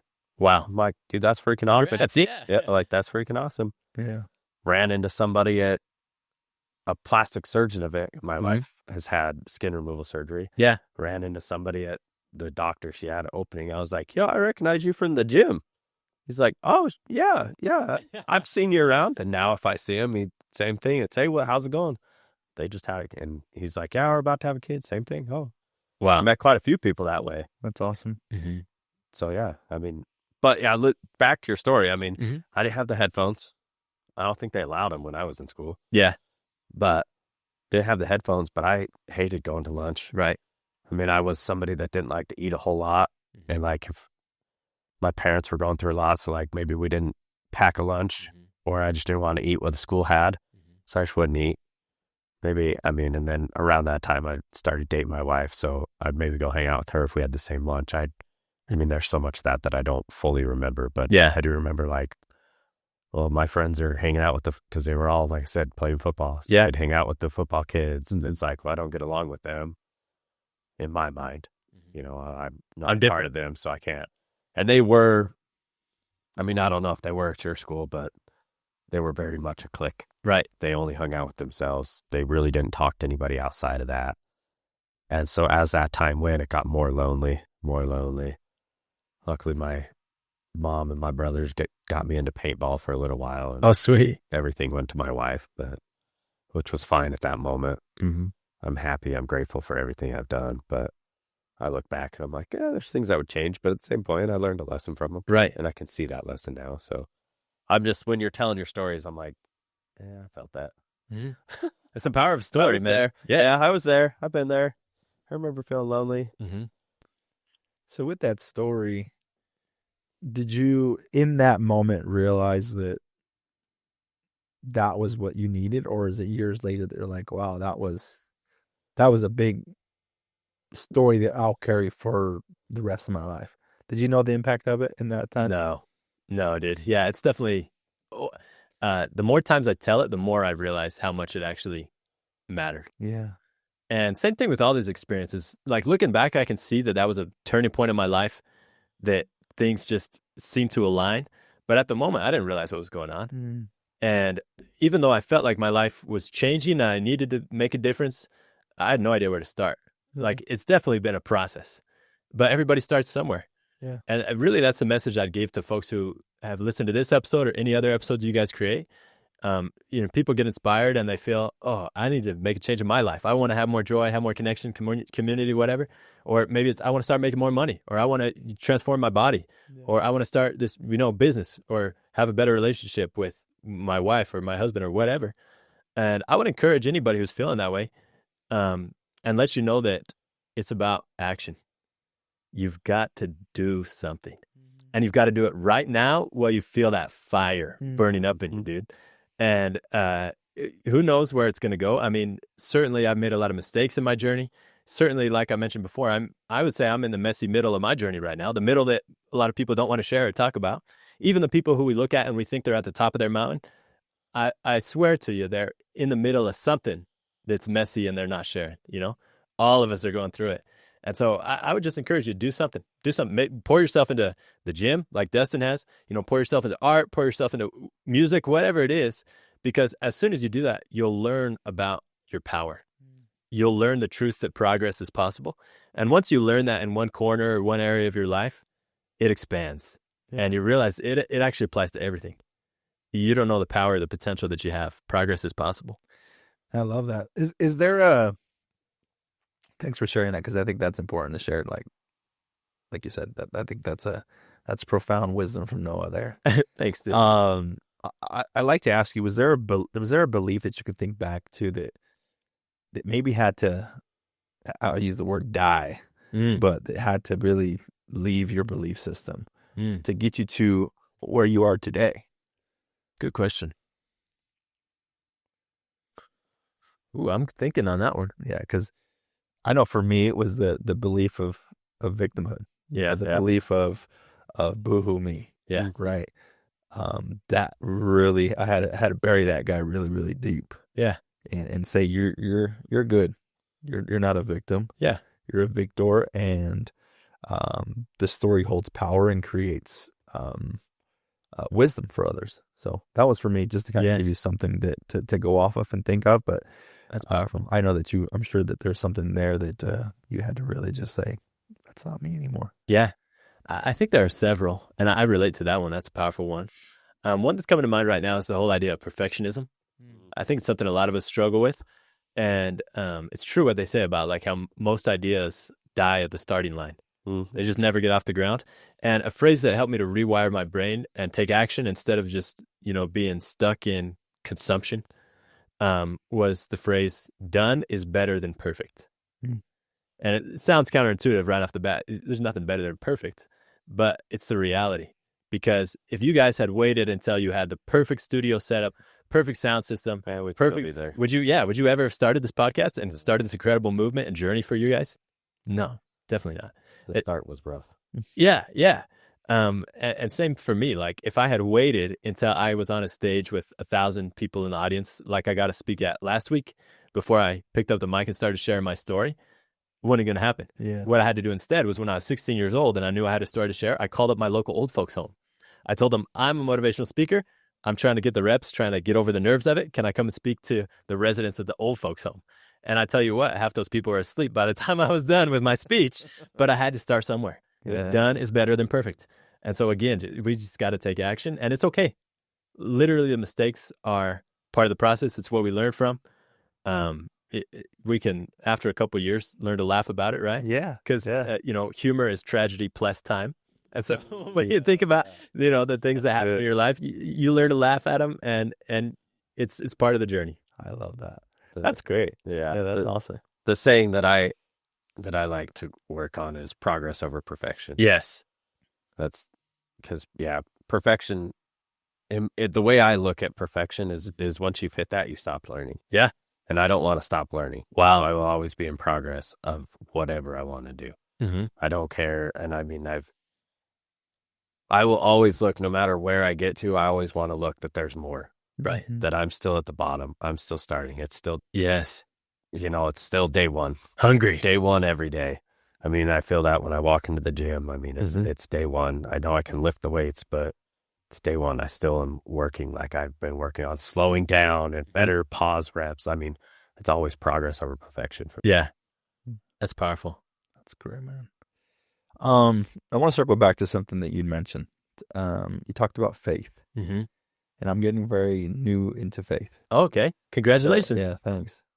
But you talked about the importance of your faith and how that's played an impact with your journey and like you said, kind of being intentional, Yeah. living through that through prayer or whatnot. So, Yeah.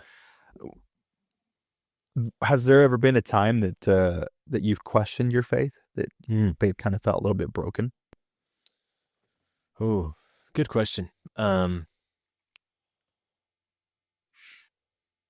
I think there have been several. From the time I was young, my parents really instilled in me a faith in God, a faith in something higher, a trust, realizing that I was not the center of the universe, that there's somebody else who's helping me and setting things up for me.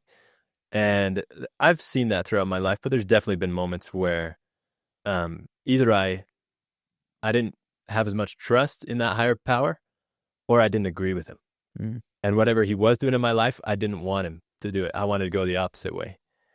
And one of the moments that There's tissues next to you. thank you, dude. Thank you, brother. You gotta have these.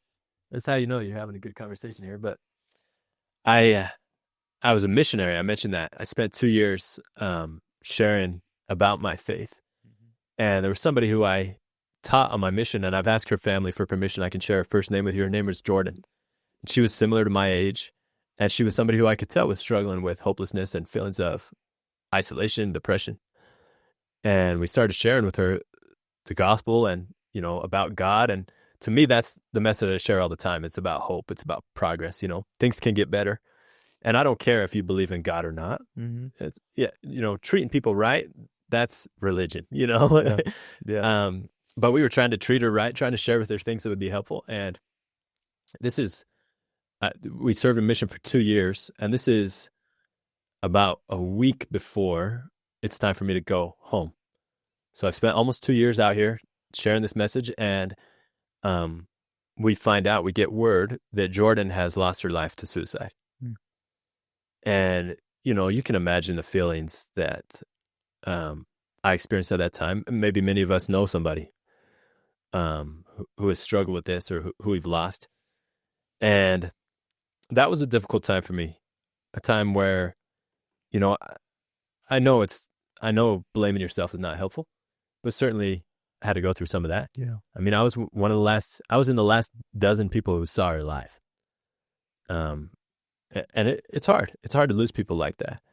But what I can tell you is that, like with everything in life, the lows and the difficulties, God has a way of turning them into something even better. Beauty for ashes is a scriptural phrase, right? And that week, and then getting home from my mission, I felt like, even though I was already passionate about this message of suicide prevention, now we're really kicking into gear. And that's part of the reason I hit the ground running. I do it for Jordan, to be totally honest with you. And there's moments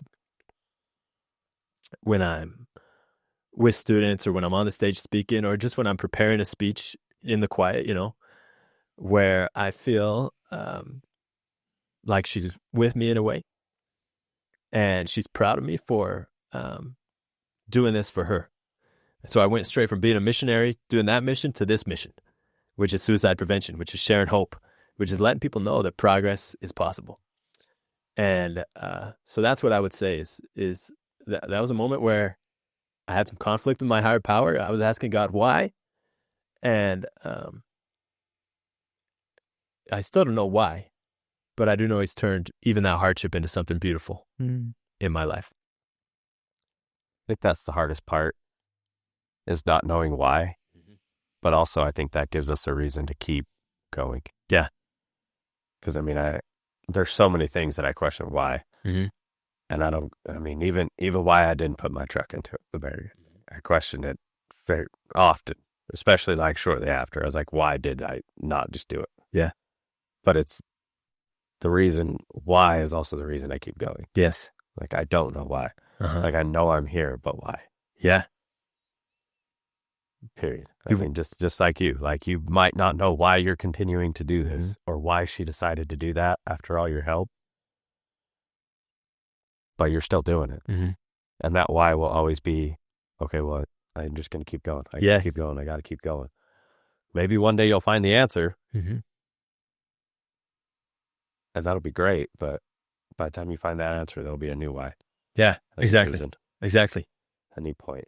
That's powerful. I love that. Oh, that's at least how I feel. Yes. Like, I'm always searching for that why. I was searching for why I'm doing what I'm doing, why I'm still here. And this feels a lot like this is why I'm here, is to talk to people and learn stories and share mine and his and yours. Yeah. And people around us. Because you never know. I mean, yeah, there's always a money aspect, but at the end of the day, if I help one person, I really could care less about doing what I need to do. Yes. So. Oh, yeah. And thank you for sharing that. Mm-hmm. You know, Jordan's story is one that sometimes maybe, gets forgotten, but it's one that usually ends there. And I think anybody that knows Jordan now knows her through you, because you decided to take that moment to use the impact of that to impact others, to hopefully move away from those things. Yes. Yeah. And so I don't know Jordan, but I know her through you, and I think that that's an amazing thing that you've done. And I know she's with you, and probably stands next to you and is holding your hand, and it's got, one of her hands on your shoulder every time you speak on that stage. So thank you for sharing that. That's incredible. Yeah, it's beautiful, man. Thank you. And it's a story that sometimes, I think gets lost, and thanks to you, that her name will probably never be forgotten. Yeah. And will impact other people as well. Right. So thank you for sharing that, man. Just talking through that, like, what is healing from like something like that look like? Because I think, a lot of times we think it looks a certain way, and I like to tell you, like, ask you what healing from something like that looks like to you. Because I think and related to faith, because like you said, that's even to this day, you're like, I don't know why. Yeah. And yeah. I would say, well, first I'd say I don't know. Yeah. Because I wouldn't say that I'm healed. And, people that I talk with who have lost somebody to suicide or to other tragedies, from what I can gather, maybe you never really heal, But maybe what you mentioned is part of the answer, that they're not gone, but they're with you in a new way. It's reintegrated into your life in a new way, and you can learn to have joy and have peace with that. And I think that, like, is kind of a common theme. Healing ourselves is incomplete unless we turn outwards. If I had gone deep into myself and either blamed myself or felt sorry for myself or whatever after that experience, I think that would have been a destructive choice.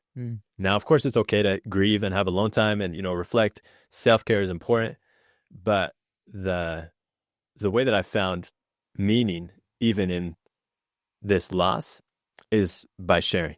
It's by turning to other people. And this is like, nobody wants to say this, but the truth is we can't undo what is done. Nothing I do is going to bring Jordan back. We got to make peace with that. But there is something I can do to prevent the next one, potentially, right? Yeah. And that's not to say it's my fault if we lose anybody. It's nobody's fault. Nobody knows why cancer takes people. Nobody knows why suicide takes people. But what we do know is we can be there for each other, and we can make a difference. Maybe not save everyone, but we can make a huge difference for somebody every day. And so that's what I have found peace with. That's how I found healing, is in trying to honor her legacy by paying it forward, looking for who else out there could be influenced, could be inspired if I reach out, if I share a story. So, that's great. Did you ever? Because you're like I said, you're young still. Yeah. So I can only imagine, like, serving a mission young and then coming back young. And we live in a life, even for myself, sometimes doing these types of things or jumping on Instagram or whatever, there's at least for me, there was a time of, and even to today, like, of being unqualified to help somebody or to make an impact. Mm-hmm. Have you ever had those feelings of, in the beginning of like, man, I'm not qualified to talk in a room of thousands Yeah, or to talk to, did you ever have those feelings? totally. Dude, I had him this morning coming, getting ready for this show. No, I'm serious. Like all the time. And at the beginning, I think that was a big barrier it kept me from sharing, even though I had valuable messages to share. And it was kind of that perfection. I wanted it to be perfect before I went, but that's selfish. Mm. And I don't mean to be rude for anybody out there who struggles with that. It's normal. We've all had that experience.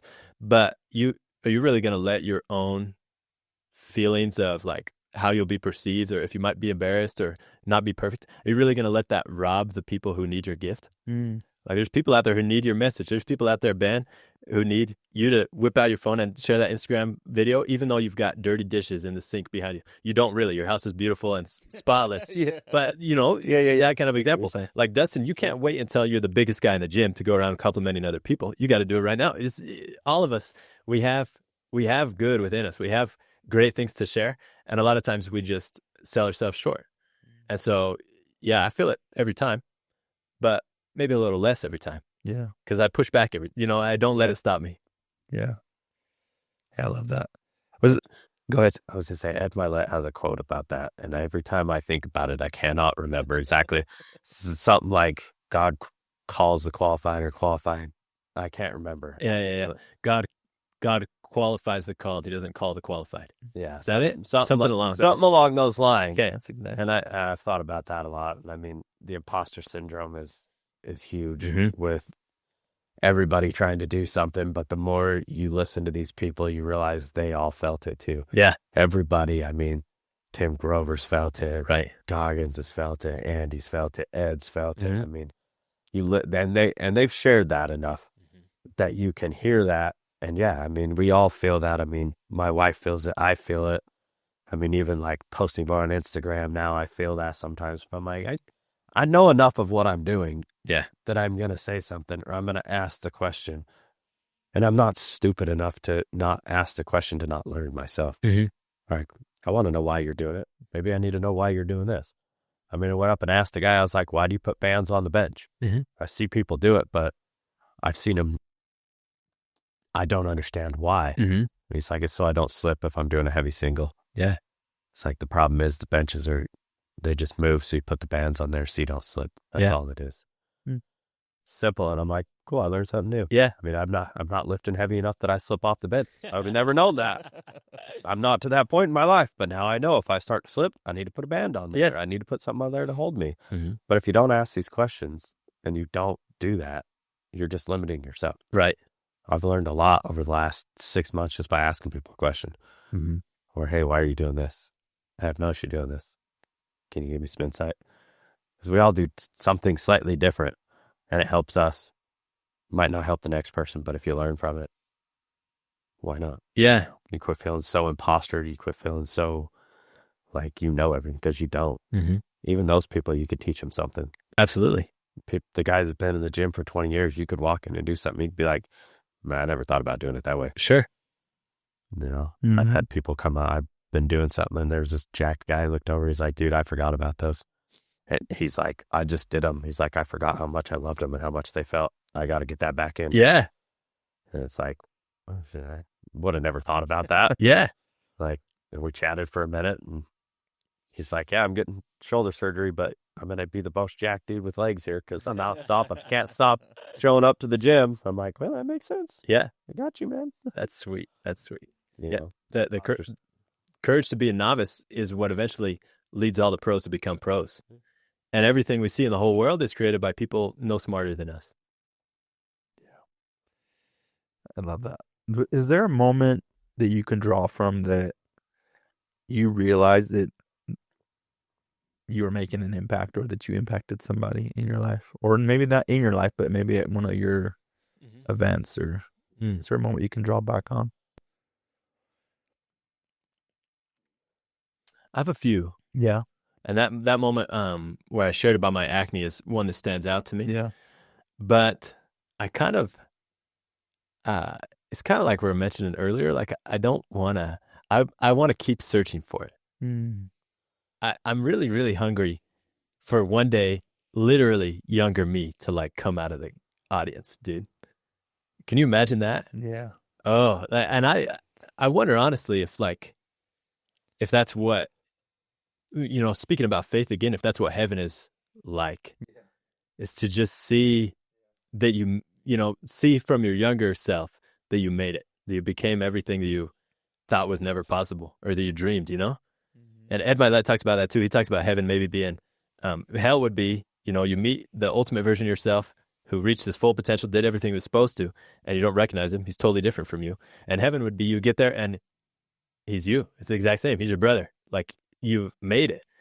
And so there've been a few. There've been some touching moments like that. And sometimes sometimes I'll hear it from a student. A kid will come up and tell me, I had that Acne girl do it. I had it happen at another suicide prevention assembly at Blackfoot Middle School. A student came up to me, let me know it was impactful. I get comments on Instagram sometimes that it's impactful. But sometimes I don't hear it from anybody, but I feel it almost as if it's coming from above. Like almost as if God or higher power, universe, whatever is like, yeah, that's what I made you to do. Yeah. And that's electric. That is a good feeling. I mean, just like you were sharing, Dustin, about, sharing stories, you just feel like it's what you were made for. And I'm sure, Ben, you relate to that as well.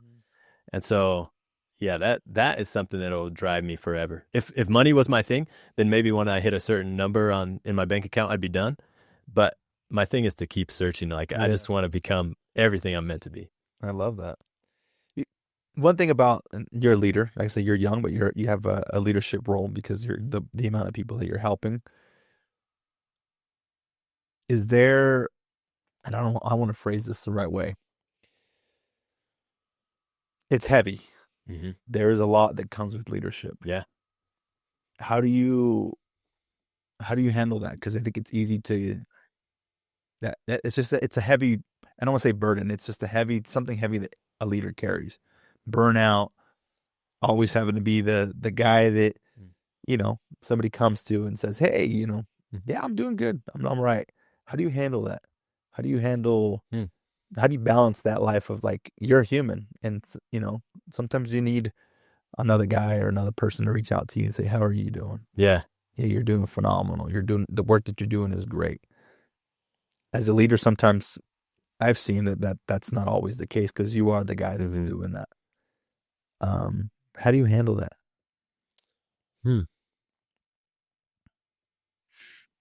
It's a good question. It's a lot to help others. Yeah. And I'm sure you guys feel it too. Probably being a father is a lot of that because it's a big responsibility. I mean, you got all these people looking to you to be brave all the time, to provide and to let them know it's safe. And there's times where you don't know if it's safe. You don't know if you're going to be able to provide and you can't feel brave at the moment, Mm-hmm. So it's tricky. I think I'm blessed that there are people in my life who will reach out to me in that way. I still have mentors. I still have family members, friends, and also peers who are climbing the ladder with me who reach out and offer support. But even then, we've got to have the humility to accept it. Mm-hmm. Because I feel like with a lot of us, there are people who would, but we're putting up some kind of wall that makes it hard to receive the support or the love. Actually, with my girlfriend, that's been a huge part of growth in our relationship where I love serving, dude. Like that's what I'm made for. Yeah. I feel like that's what leadership is about. So I want to do everything for her. And she's learning to let me do that. But then I'm also learning at the same time that sometimes she's taking care of me. And sometimes she's the one who's, she's feeling 100% today. I'm feeling 80%. She's going to be the one to, help me get to 100. And so it's a struggle that way. I welcome your guys' suggestions on that because that's a good question. I think I'm still finding the answer to it. You guys got anything? No, I think you just lean on the people that you know. I think at the very least you find one person that you can lean on, right? I think from my standpoint, we just you know that your purpose is bigger than yourself sometimes. Mm-hmm. And even if you're going through a rough day, the way that you show up with that intentionality in life can make the difference. Yeah. And for me, that's what it is.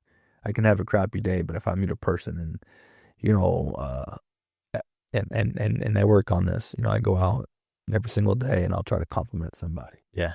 Because at the end of the day, I don't know. I don't know what that impact is, but you know what? That's the same thing what I said earlier, where I can sleep good at night because I know that I hope I've built enough trust and confidence with Dustin here that he'll pick up the phone if he ever needs anything. Right. Now, this person might not ever reach out and call me, but I know I sleep well at night knowing that maybe just me saying, hey, I love those glasses. You look the sharpest dude in this room. Yes. If that gave him the courage to wear those glasses, because maybe, especially when people do things that's out of the norm, right? Right. The colorful shirts, the cool hats. Totally, dude. Everybody gets those things because they're taking a risk. Yes. And if somebody says a mean comment, they'll never take a risk again. Yes. They'll feel like never want to. Yes. But if somebody makes a kind comment, they'll be like, dude, I'm free. My whole life has opened up. Yes. So yeah, that's just how I mean, there's those hard days, like just like anybody else, we're all human. Mm-hmm. But yeah, in those moments, I just try to remember that there is a bigger purpose, and that'll all be revealed at some point in my when I'm gone. So yeah, yeah. Sometimes you just gotta. Leadership is a lonely road. Yeah, but it's only as lonely as you make it. Yeah, because if you choose to have other leaders around you, like you said, you have a good support system. The road isn't so lonely anymore. Yeah, because you know that they're there. Right. And I think that's a privilege. It's a privilege to feel pressure. It's a privilege to feel needed. And yeah, I should all be grateful for that. Yeah. It's just gratitude, man. It's a big thing, but it's just have gratitude. Yeah.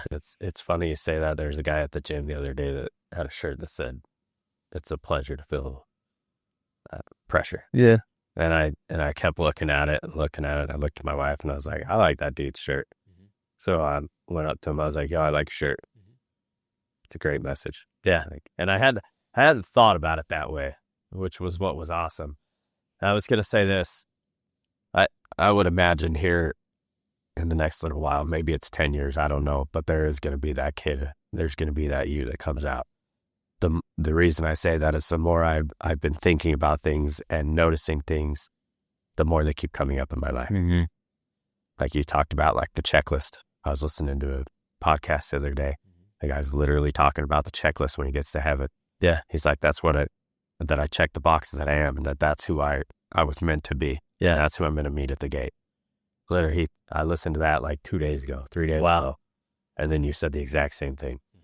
You know, it's happened more and more now that I'm way more intentional about my thoughts and intentional about what I'm putting out there and the visualizations. It's just happening over and over again. I mean, humility is the biggest thing I could say about any of it, is having humility. Because if somebody comes to you, you need to be able to accept wherever fault you did. Right. Take your accountability. And whether you're a leader or not, you need to take your accountability. Yeah. Because that's going to help everything. You're going to respect a leader more if they're like, yeah, I messed up. You're right. This is how we're going to fix it. Or this is how I'm going to fix it. This is the problem. Yes, I realize that. It's my fault. Yeah. Let's move on. Let's grow. We're going to grow from this situation. That's been huge for me, taking accountability. I mean, that's kept me in my marriage. That's kept me accountable at work, everything. Just taking that accountability for whatever, either leader or not role, just taking that accountability. Yes. It diffuses a lot of situations too, because most people want to yell at you, but if you take the accountability, you have a lot harder time doing it. Or when you go back later and you're like, look, I'm sorry. I realized I messed up. I came at you the wrong way. I apologize for that. This is what I'm working on to make it better.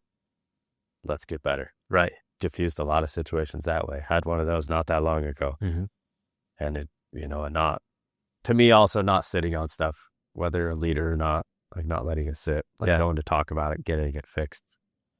As soon as you can take the emotions out of it, you can't go into it with emotion. Otherwise it's just a terrible idea. Yeah.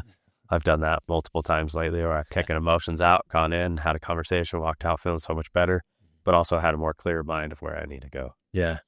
So I love what you said about accountability. Yeah, it's huge. After I read Extreme Ownership, it was a flip of the switch. I mean, everything's been way different. Mm-hmm. Just being able to take accountability for what I did and my fault. I mean, I had a great conversation with an old boss not that long ago where, I mean, he took his accountability, but I had to take some of it away from him and say, no, it's not all on you.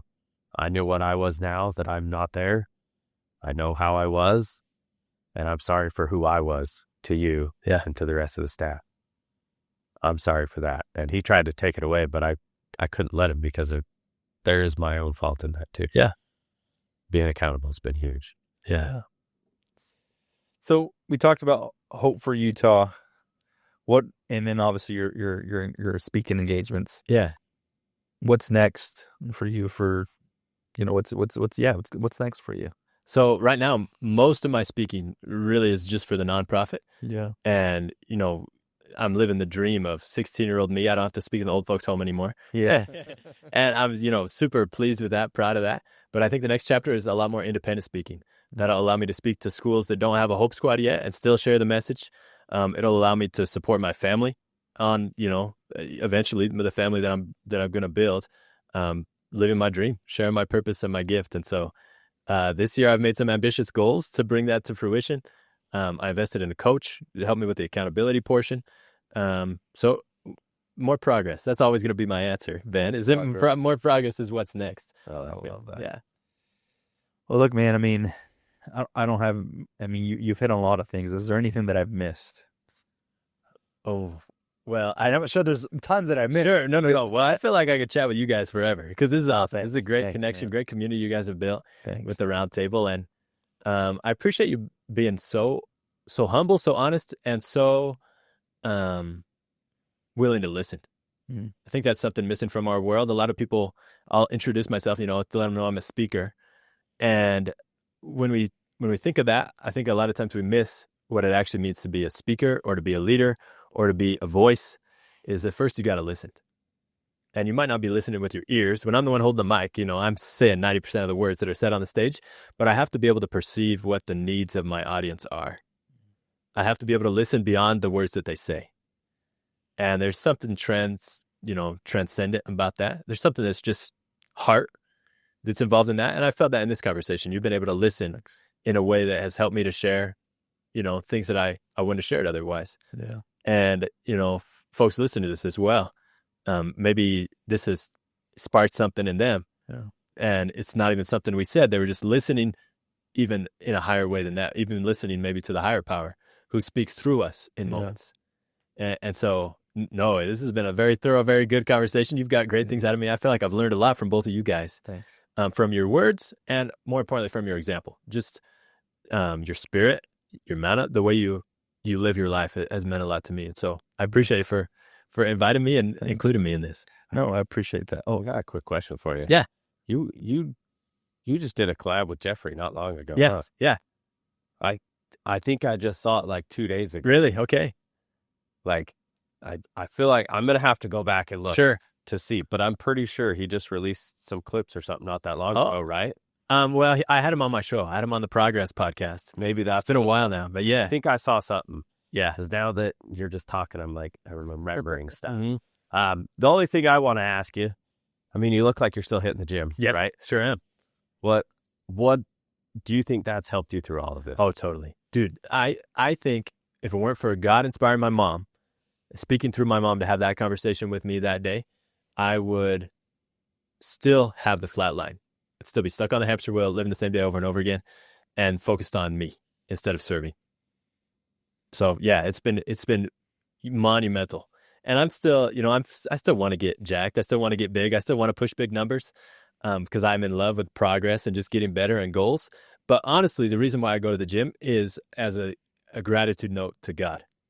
Okay. I want to thank him for saving me through the gym. And so every time I go and work out, like I can't miss a day because I feel like that's disrespect for the gift he's given me through the gym. So do you do it 7 days a week then? Well, the Lord's Day I don't. Yeah. Okay. I rest on the Sabbath. So yeah. So maybe I need to rethink. I don't know. You're right. No, I Just ask us. But you're right. Yeah. No, I go 6. I've done 2 workouts a day Yeah. for 7 days. Yeah. And we both have completed 75 hard and numerous couple of times. I've went down to 6 days a week. I mean, now I'm doing something daily. Yeah. I do weights 4 to 5 times a week. Yeah. So I was just curious. I mean, there's people that do it. A rest day is awesome. I'm still active. Sure. Like Wednesday was supposed to be a rest day kind of a thing, just because our night schedule when we typically go to the gym is a little messed up. So we just take it easy. But I ended up walking like 8 miles that day. Yeah. You still move your body. Yeah. Like between work and then like I said, I did an hour ruck and then I have a 2-mile ruck every night. And so it's my active rest day. So typically it's 7 days a week anyways. Dude, me, but we got to get in the gym together. Let's do it. That'd be a legendary workout. can That'd be do it, legendary. yeah. But yeah, I still do it every day because I feel like it's a way that I can show God that I appreciate him giving me that. No, that's powerful. That's a cool way to look at it. I also think it's a gift to yourself. Yeah. Personally. I mean, the more I'm doing it, the more I'm talking to people, I'm like, you have to realize that you're doing it for you. Mm-hmm. You're not doing it to inspire anybody. You're doing it for you. Mm-hmm. Like people are like, it's mental. I'm like, yeah, it was at one point. Mm-hmm. Now it's just routine. It's make sure I'm taking care of what was given to me. Yes. In the best way possible. Mm-hmm. And, pay now or pay later. I'd rather pay now. Right. I'll have the aches and pains now to live the extra 10 years. Yeah. For your family, you're giving them a gift too. You come home from the gym with such a more grounded presence. You're able to just, be better for the people who rely on you. I think it's important to show my kids too, Mm-hmm. that I like because we go together, my wife and I, every night, pretty much. I get off work, we go to the gym, and we take our kids. They go to kids club right now. Love it. But it's a routine in their minds that we're doing it, that it's normal. We get up on Saturdays and we go to the gym. Yeah. We do this and it's what we do. And they run, they play, they're active during that time too. So it's great for all of us. But yeah, I come home feeling happy. I mean, doesn't matter what move I walk in, generally I walk out happier. Right. I didn't want to be there Thursday and I had one of the best lifts I've had in a long time. Nice. So those are the days that I look forward to the most. Mm-hmm. But no, I was just curious. I think it's a gift to myself to show up and do it every day. And it doesn't matter if it's mental or physical. It's that I showed up. Yeah. And I made sure I did what I needed to do. Full intention, get it out and leave it there. Incredible. I love it. Thank you, Noah, for the work that you do. Thanks. I'm proud of you. I don't know you that well, but I'm glad that I met you. Mm-hmm. You're doing phenomenal work. You're doing something that most people wouldn't even have the nerves to ever even step into a role like that you stepped into, and the impact that you've had only just in this conversation with us, with stuff that I can walk away from today. Truly grateful for meeting you, and I know that you're gonna do great things in this life. You will be speaking in crowds of 20,000 and impacting lives that for generations to come.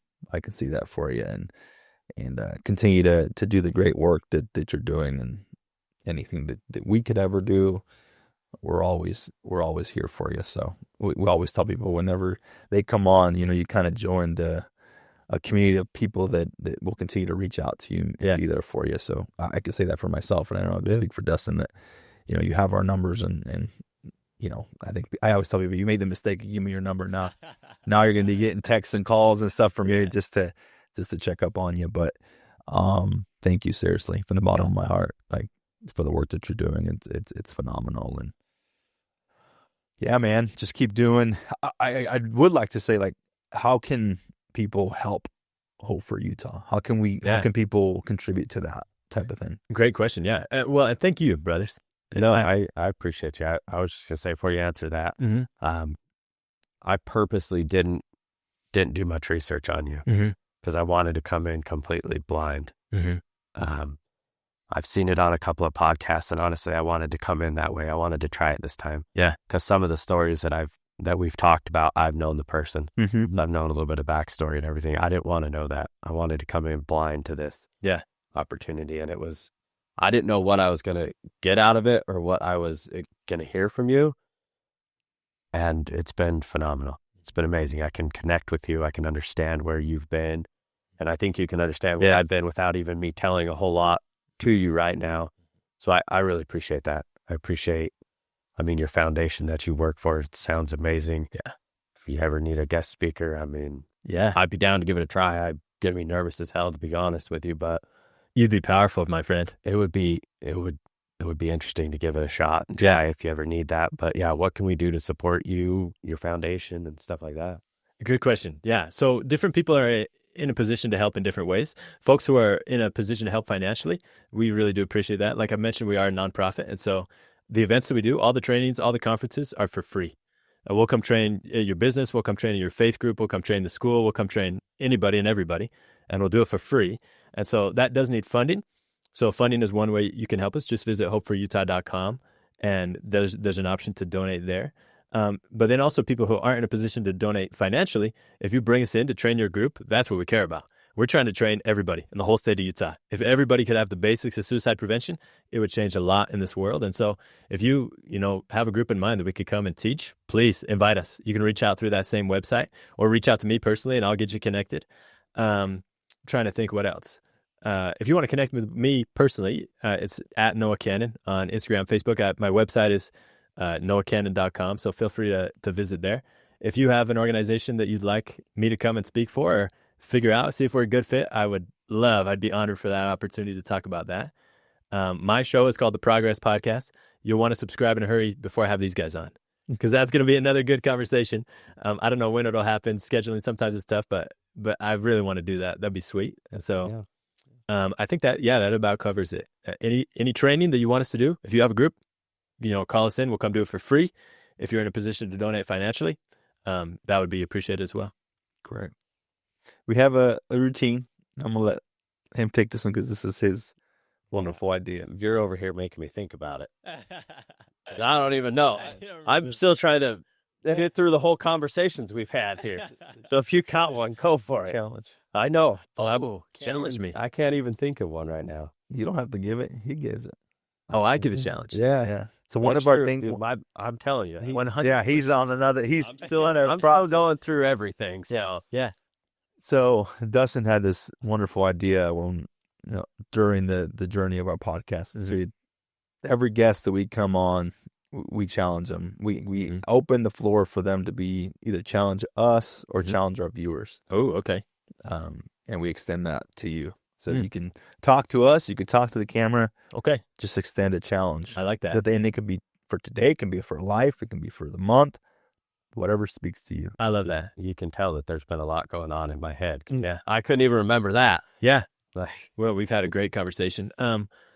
I've tried to issue a few of invitations today, things that might be helpful for people. One is to take action. Like you felt inspired today from something that we've said, maybe. You got to do something right away. Don't worry about it being perfect. Worry about it being done. Just make sure it happens. Yep. Another one, it's kind of, we haven't issued it really explicitly, but it's been underneath everything we've said, is moving your body. Movement is medicine as well. If you are in a deep, dark hole of depression, one of the easiest, fastest ways to get out is move your body. It makes a huge difference. Talked about connection and build a community a ton. And this is going to be kind of weird, something we don't say enough, especially as men, I think, in our world today. But I feel inspired to say it for whatever reason at the end here. And it's that I love you. I love you, Ben. I love you, Dustin. I love you, viewers who are joining us here. And my challenge for you is to tell somebody today that you love them. Mm-hmm. And it could be somebody who you usually tell. If it is, I challenge you to tell them in a deeper, more meaningful way. Maybe tell them why you love them or what it means that you love them. Or maybe tell somebody you haven't told in a long time. If there's somebody who's been separated from you, somebody you need to forgive, or, who might need your forgiveness, whatever it is. I love you. Those words can be really powerful if we let them. And we've said it in a million ways, even though we haven't used the word yet. In our conversation we have, supporting each other, that kind of thing. But those words are powerful. And so that's what challenges. Let somebody know today that you love them. Oh, man. that is a good one. Yeah. Well, thanks, man. Thank Yeah. you, Noah. Yeah. For the time and the ability to be able to have a great conversation with you. Yes. I really do appreciate it. So thanks, man. This one's been, each one gets a little bit different. This one was a little bit, I think a little more impactful. So I really appreciate it. Thank you, Noah, for sharing your story, sharing your time, coming from Logan, which I know you're headed home to Provo anyways, but Yeah. you know, appreciate your time driving down here. Of course. Making the time to come talk to us. I mean, this has been awesome. Thank you. Yeah. Thank you. I love you, and progress love you is too, bro. possible. Yeah, I love you too. Thank you, guys. The Roundtable Podcast, where we talk to our personal growth, struggles, and journey.